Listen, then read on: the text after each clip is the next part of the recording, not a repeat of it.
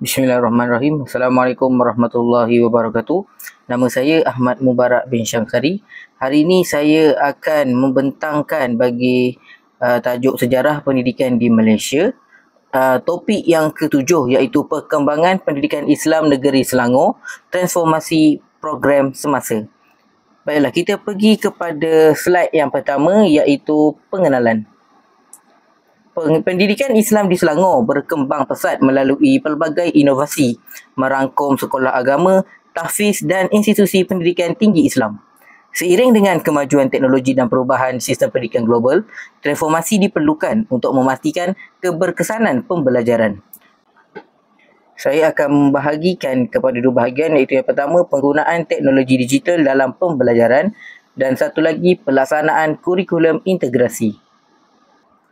Penggunaan teknologi digital dalam pembelajaran, bagi poin yang pertama, perisian komputer interaktif. Pendidikan negeri di Selangor menggunakan perisian komputer interaktif seperti e-tahfiz dan e-learning.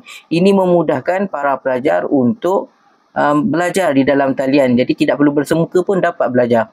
Selain itu, kita juga boleh menggunakan multimedia dengan menambah animasi ataupun belajar dengan video interaktif bagi menarik minat para pelajar.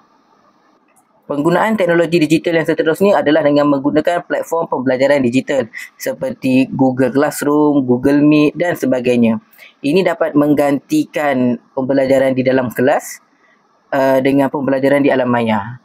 Ia juga dapat memudahkanlah para guru. Contohnya kalau kita berlaku wabak yang tidak boleh bersemuka, jadi kita boleh belajar di alam maya. Jadi pendidikan di negeri Selangor juga menggunakan kaedah ini.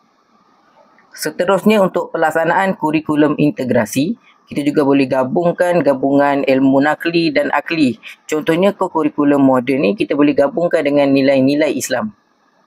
Seterusnya, penyesuaian kurikulum dengan keperluan semasa. Contohnya kemahiran abad ke-21 dan silibus yang lebih fleksibel dan relevan.